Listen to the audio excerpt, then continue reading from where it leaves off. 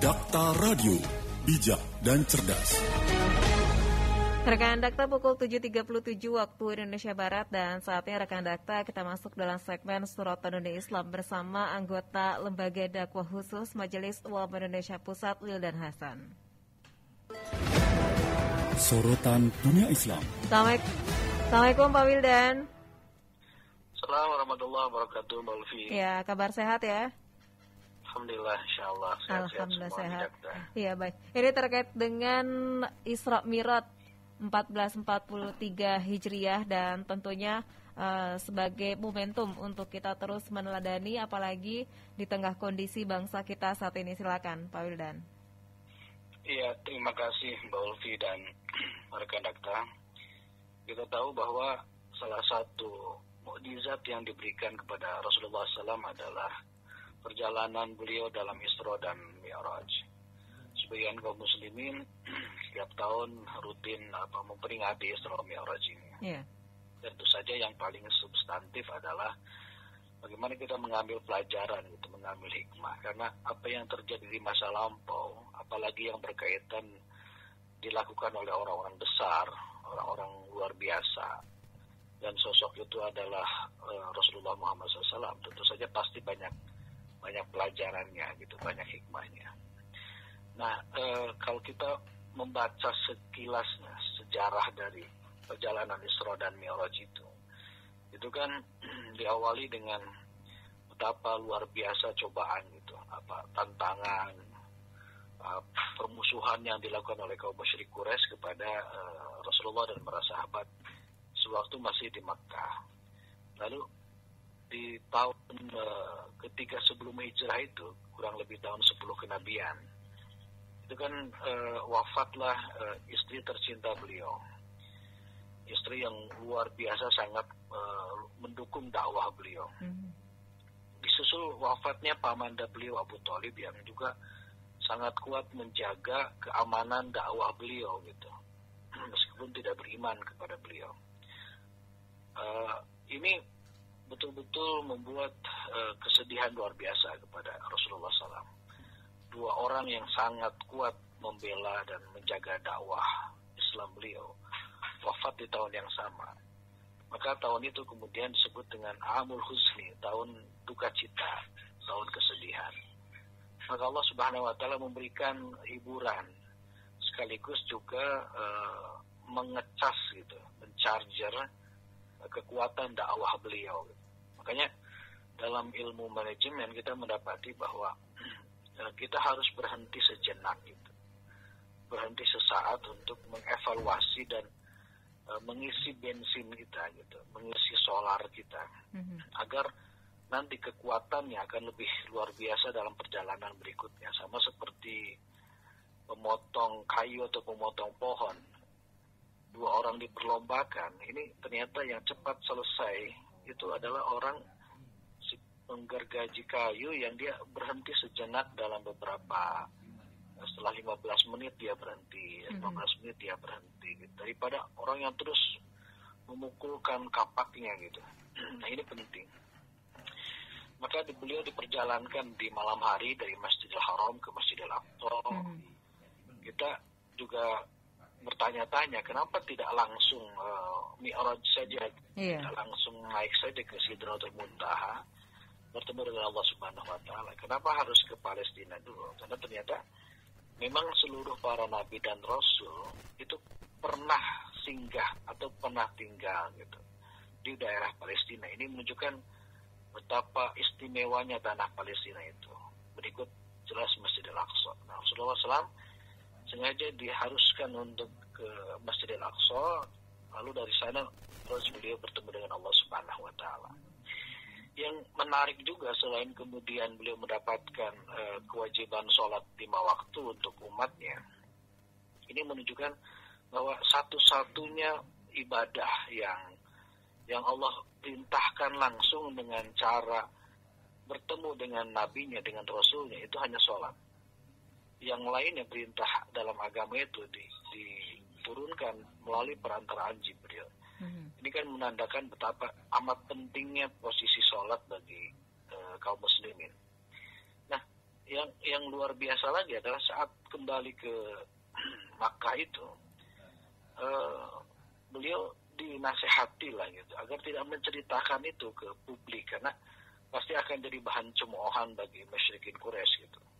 Pasti akan jadi bahan untuk kemudian mengganggu keyakinan sahabat-sahabatnya, karena itu kan sesuatu yang mustahil.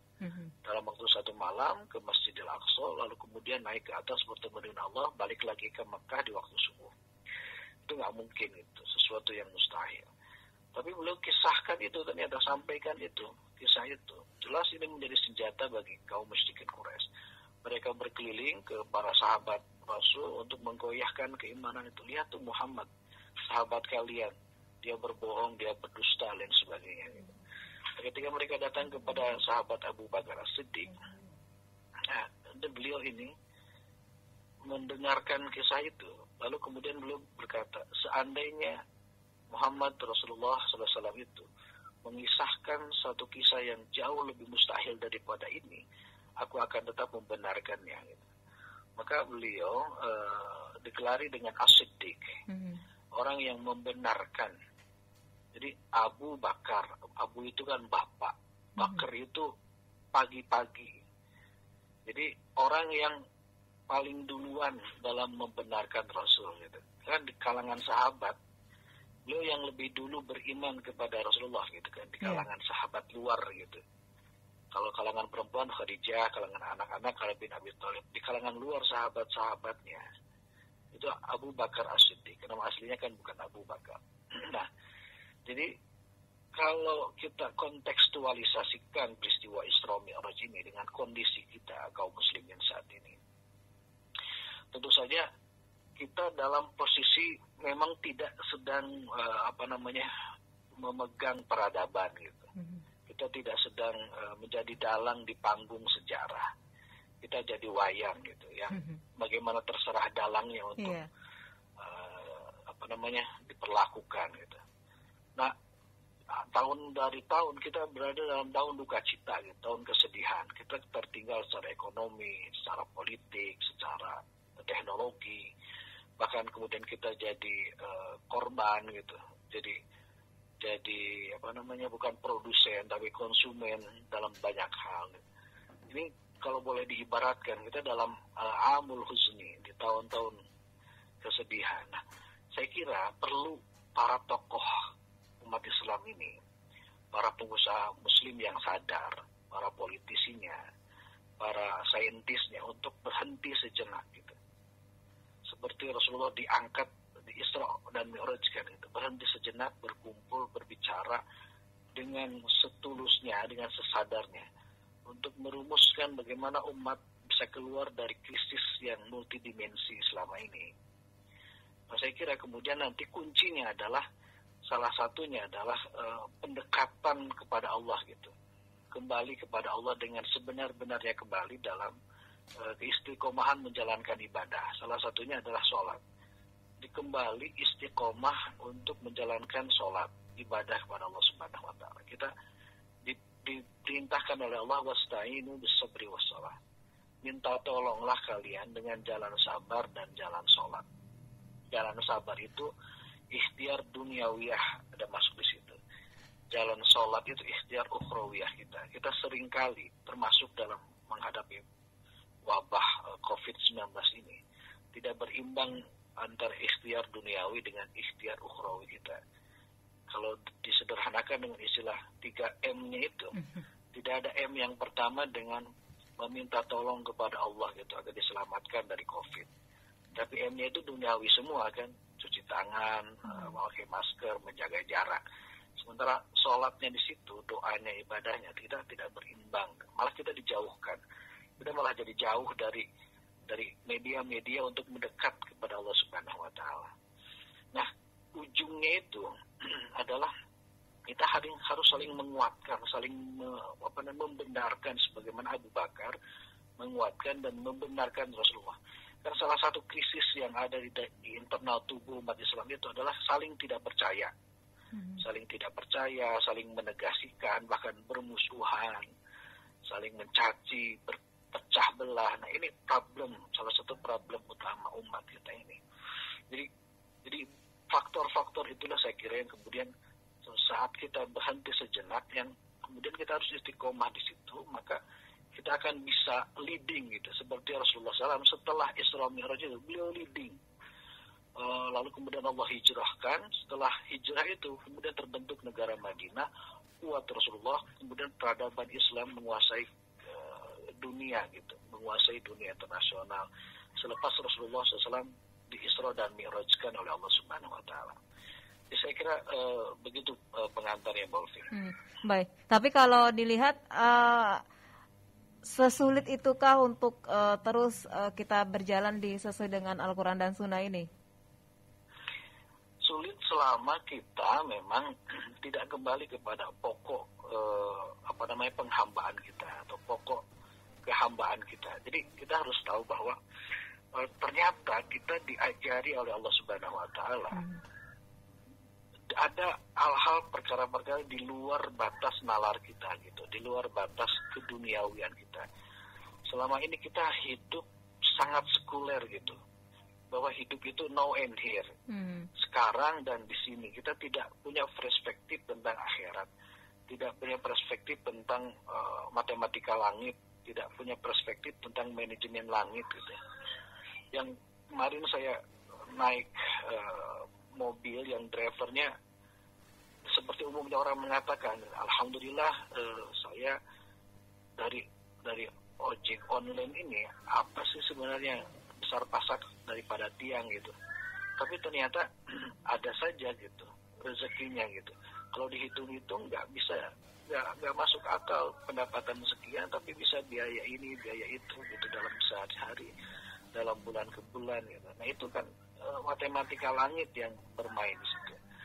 Nah, dari peristiwa Isra Mi'raj ini, ketika kita harus kembali kepada posisi dan status kehambaan kita, maka kan pesan paling pentingnya itu adalah, kan sholat itu bermakna ibadah secara bahasa, bermakna doa secara bahasa. Nah, bagaimana kita mendekat dengan Allah Subhanahu Wa Taala? Ini kan problemnya begitu kan. Allah Subhanahu Wa Taala dalam hadis Rasulullah SAW, kalau kita mendekat kepada Allah berjalan, Allah mendekat kepada kita dengan berlari gitu. Artinya Allah jauh lebih ingin dekat dengan hambanya ketika hambanya itu ingin dekat dengan Allah Subhanahu Wa Taala. Nah, sekarang introspeksi kita adalah, kalau kita ingin ditolong oleh Allah, ingin bangkit, pertanyaannya seberapa dekat kita dengan Allah? Seberapa dekat itu ditentukan adalah seberapa taat kita kepada Allah, seberapa persentase kita menjalankan perintah Allah, berapa persentase kita meninggalkan larangan Allah. Kalau masih 50-50 ya saya kira sulit gitu.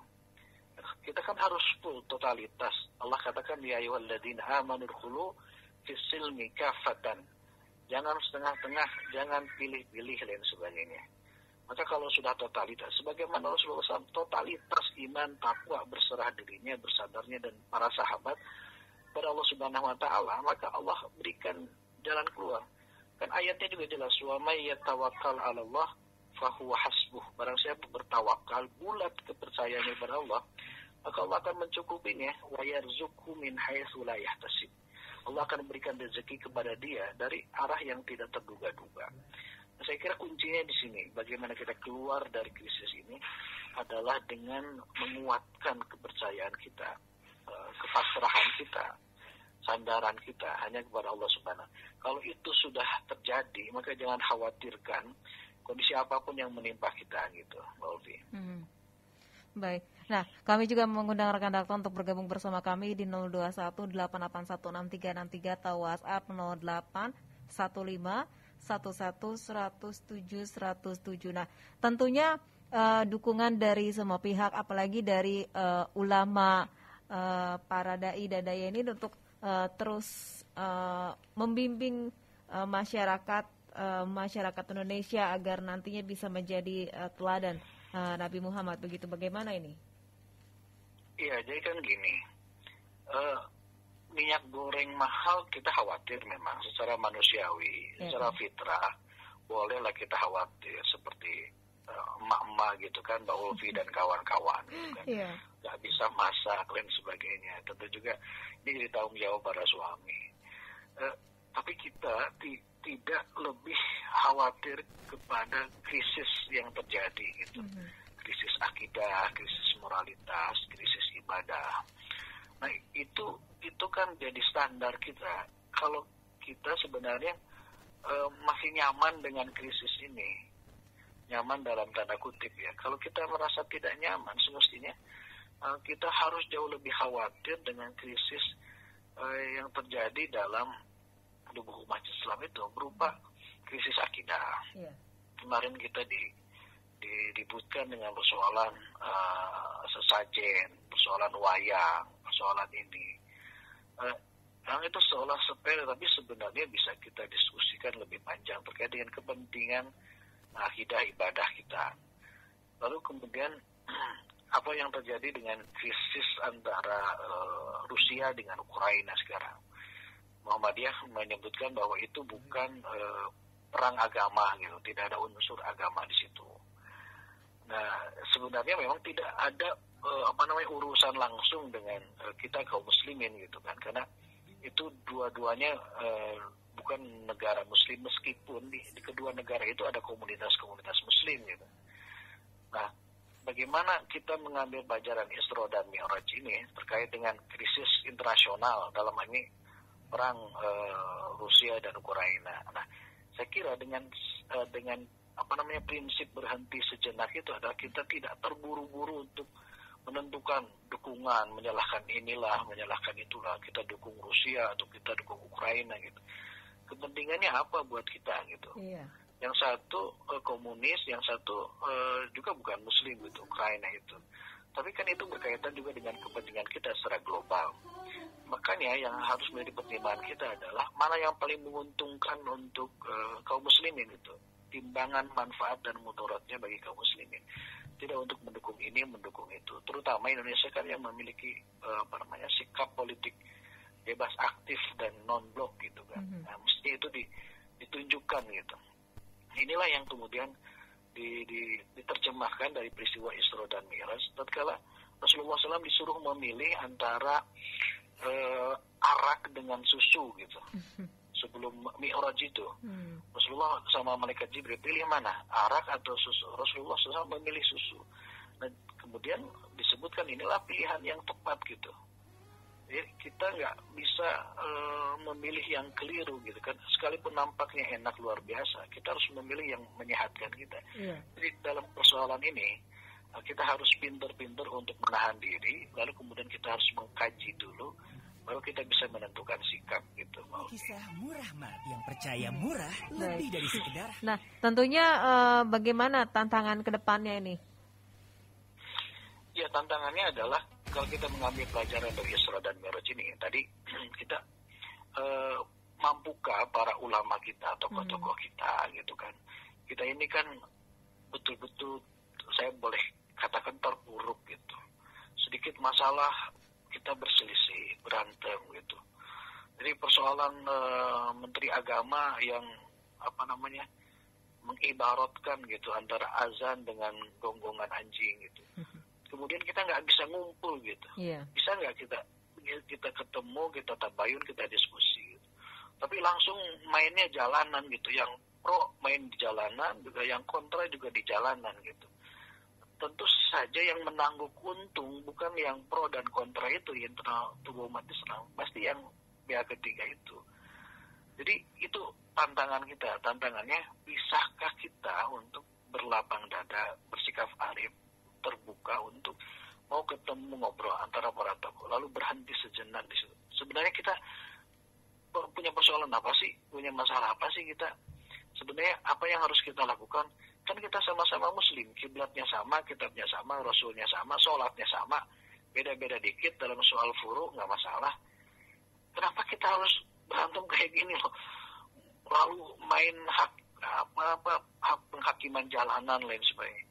Ayo dong kita ngumpul. Saya kira itu dulu tuh persoalan bagaimana mampu untuk berbaik sangka gitu, memperkuat ukhuwah di antara sama kaum muslimin. Lalu setelah itu kita kumpul, kita rumuskan apa yang menjadi problem kita, apa yang harus kita lakukan, bagaimana cara penyampaian targetnya. Kalau dengan itu insya Allah mudah sekali kita menyelesaikan persoalan. Karena kalau umat Islam sudah bersatu, umat Islam sudah bagus visi dan misinya, itu berefek positif juga kepada bangsa gitu. Karena baik buruknya bangsa ini ditentukan oleh baik buruknya kualitas kaum muslimin di negeri ini gitu. Baik. Pak Wildan, terima kasih sudah bergabung bersama Dakta di pagi hari ini. Sehat selalu. Assalamualaikum warahmatullahi wabarakatuh. Waalaikumsalam warahmatullahi wabarakatuh. Sorotan Dunia Islam. Rekan Dakta, demikian Sorotan Dunia Islam bersama anggota Lembaga Dakwah Khusus MUI Pusat Wildan Hasan.